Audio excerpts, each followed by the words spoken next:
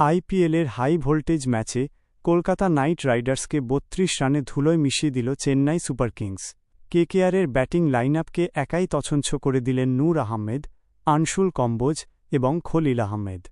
টসে হেরে প্রথমে ব্যাট করতে নেমে বড় রানের পাহাড় গড়ে চেন্নাই। যদিও কেকেআর বোলাররা শুরুতে চাপ তৈরির চেষ্টা করেছিল, কিন্তু সিএসকের মিডল অর্ডার আজ ছিল অপ্রতিরোধ্য, যার ফলে কেকেআরের সামনে বড় লক্ষ্য দাঁড়িয়ে যায়। আসল খেলা শুরু হল যখন কেকেআর রান তাড়া করতে নামল। নূর আহমেদ তার গুগলিতে কেকেআরের টপ অর্ডার যেন দিশেহারা হয়ে পড়ে। গুরুত্বপূর্ণ ব্রেক থ্রু এনে দিয়ে খেলার মোড় ঘুরিয়ে দেন তিনি। আনশুল কম্বোজ তরুণ এই পেসারের গতি আর নিখুঁত লাইন লেংথ আজ কেকেআর ব্যাটারদের সেট হতেই দেয়নি। খলিল আহমেদ ইনিংসের শেষ দিকে খলিলের সপাটে ইয়র্কার আর কাটার কেকেআরের জয়ের সব আশা শেষ করে দেয়।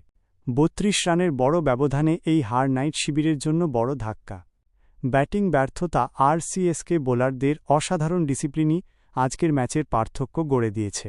আপনাদের কি মনে হয়, চেন্নাই সুপার কিংসের জয়ের আসল নায়ক কে, নূর নাকি খলিল? কমেন্টে জানান। আর এমন আরও আপডেটের জন্য আমাদের চ্যানেলটি সাবস্ক্রাইব করুন।